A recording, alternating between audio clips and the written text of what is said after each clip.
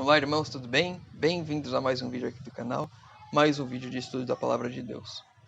Bom, antes de iniciarmos, gostaria de pedir aos irmãos que se inscrevam no canal, que deixem o seu like, se você estiver pelo YouTube, se você estiver pelo aplicativo, após o vídeo, vá lá no YouTube, se inscreva no canal, deixe o like também, isso é muito importante para o canal, muito importante para o aplicativo e que a gente vai estar também pregando dentro do YouTube, se fizermos isso.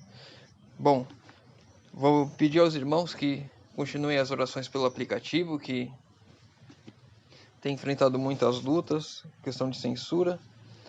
E gostaria de pedir também pela a irmã Elizabeth, ela pediu pela conversão dos filhos. Então que possamos estar orando pela irmã Elizabeth, pela irmã Regina, pela irmã Vera e pelo irmão Sandoval. Pedem oração pela família. Possamos estar orando pelas famílias da igreja, não só por eles, mas tantas outras, porque sabemos que a família é um plano de Deus e Satanás tem atacado as famílias grandemente. Então possamos orar pelas famílias, que elas possam se fortalecer.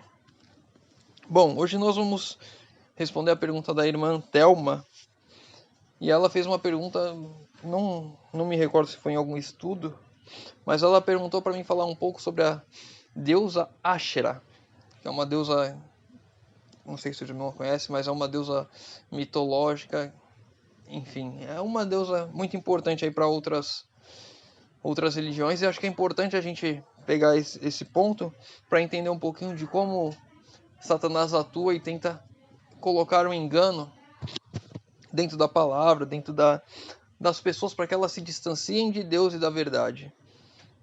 E aqui eu peguei um resuminho de quem é essa deusa Ashera. E ela aparece em várias religiões. Para os sumérios, ela era a esposa, a deusa mulher do deus Anu. Para os ugaríticos, ela era a esposa de El. E dentro de algumas vertentes do judaísmo e de outras religiões abraâmicas, islamismo, e até algumas religiões cristãs, ela é a deusa consorte, né, a esposa do nosso Deus, Deus Pai. E ela vem aparecendo, né, nessas religiões como uma deusa que anda lado a lado ali com Deus. O Deus mais importante dessas religiões, que muitas vezes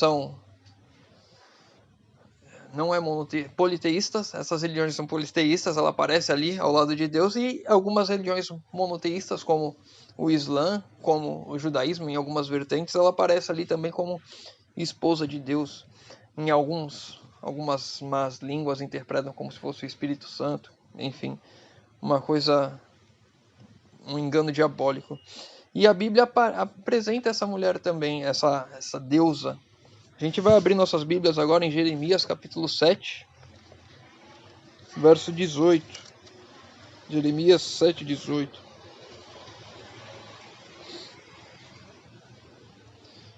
Os filhos apanham a lenha, os pais acendem o fogo, e as mulheres amassam a farinha para que se fazerem bolos à rainha dos céus, e oferecem libações a outros deuses, para me provocarem a ira. Então aqui Deus falando para o profeta Jeremias de algumas práticas acontecendo dentro do povo de Israel.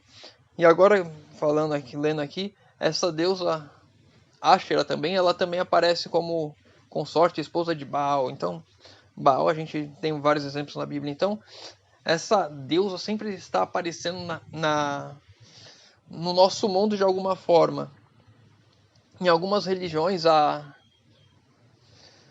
o homônimo dela é Ishtar. Então, a gente for olhando, essa deusa mãe, ela vem aparecendo em várias religiões de uma maneira a causar um engano, a causar um estresse, a causar uma divergência.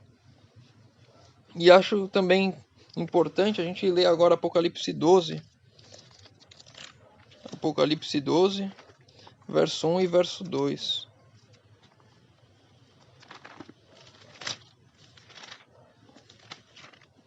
Apocalipse 12,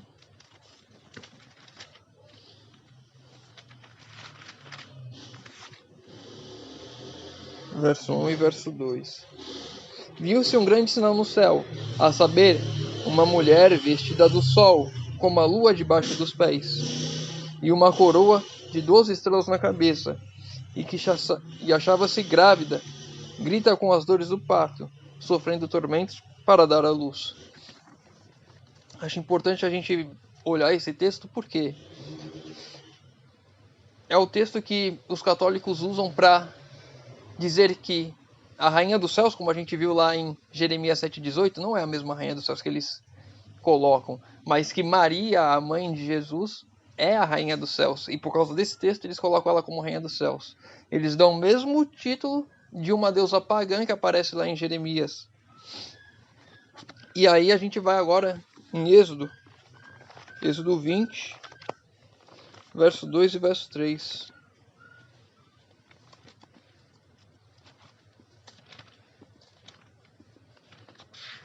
Êxodo 20, verso 2 e verso 3. Eu sou o Senhor teu Deus, que te tirei da terra do Egito, da casa de servidão. Não terás outros deuses diante de mim. Deus é único. E ele deixa uma ordem clara, que o primeiro dos mandamentos, os 10 mandamentos, é que não tenhamos outros deuses diante dele. E aí quando a gente vê algumas vertentes do judaísmo, do islamismo e do cristianismo, colocando uma deusa consorte, uma deusa mãe ali ao lado de Deus, como se ele precisasse de uma esposa para criar algo, a gente já vê que tem um engano por aí. Quando a gente vê colocando o nome de uma deusa pagã em uma personagem que foi muito importante, Maria, extremamente importante na verdade, porque ela carregou a Cristo, né? Então ela tem o seu papel na história, mas ela não é uma deusa, ela não está acima de ninguém, ela era um ser humano pecador como eu e você. Ela teve o privilégio de carregar Jesus, de ser a mãe de Jesus, mas isso não quer colocar ela, não vai colocar ela em um patamar diferenciado. Ela é uma pessoa comum que cumpriu a sua missão aqui, a missão que Deus deu a ela. E por que eu olho para esses pontos? Por que eu estou respondendo essa pergunta da irmã, falando de outras religiões? Porque se a gente for parar para ver, outras religiões elas pegam muitos elementos da verdade e colocam nelas com um pinguinho de distorção, uma coisinha mudada para enganar os próprios eleitos. Se a gente for estudar islamismo, a gente vai ver que eles têm um Deus, que eu não me recordo o nome, que vai voltar para salvar, para fazer guerra contra os ímpios, aqueles que não são os filhos de Alá, e vai derrotar e destruir todos eles e vai salvar o povo muçulmano. Então a gente vê que em várias religiões, mesmo religiões politeístas, a gente for pegar a religião hindu, budista, várias delas têm elementos do cristianismo, elementos da verdade embutidos ali dentro, para causar um engano sutil, porque o engano não é um engano descarado, não é um engano claro, é um engano para a gente vai enganar um pouco aqui, um pouco ali, aos poucos enganando e até distrair todas as pessoas da verdade verdadeira, a palavra de Deus.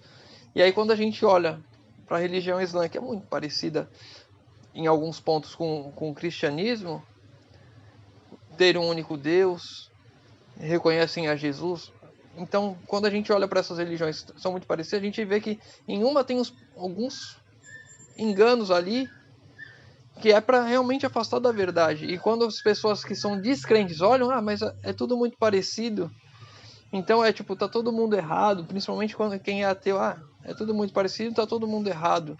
É uma história da cabeça. Então, a gente vê como Satanás é astuto em mudar as coisas aos poucos.